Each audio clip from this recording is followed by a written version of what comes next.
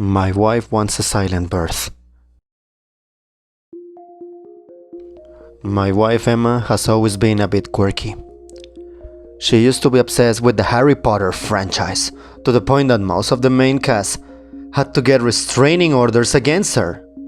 She changes her passion from week to week, to the point that we are not welcome at our local charity shop, due to the amount of stuff we end up giving away. I was initially overjoyed when we discovered that she was pregnant, but my happiness turned to annoyance as my wife began making ridiculous demands of me.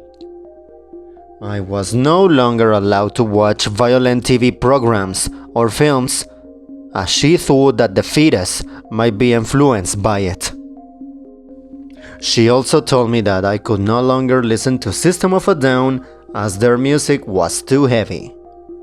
I was counting down the days to her due date, as I couldn't wait for this all to be over. A week before the delivery date, she announced that we were going to have a silent birth.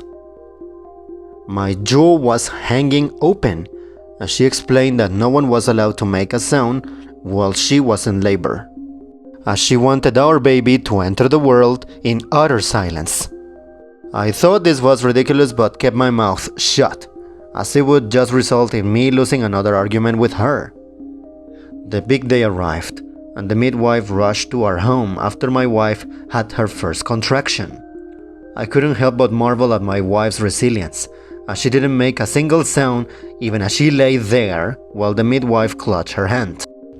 I was almost kicked out of the room when I unintentionally knocked over a pen, which got me the stink eye from both Emma and the midwife. After almost an hour of silence, I watched in wonder as a tiny head emerged from my wife. Emma was covered in sweat, and her breathing was the only noise in the house. Tears began flowing down my wife's cheeks as our son's lifeless body was placed into her hands. The midwife gave me a sympathetic look before grabbing her equipment and leaving the room to give us some privacy. My wife looked over towards me, obviously looking for some reassurance. I could see the utter shock on her face as I shrugged my shoulder and said that thankfully our baby had been stillborn, as otherwise his cries would have ruined her dreams of having a silent birth.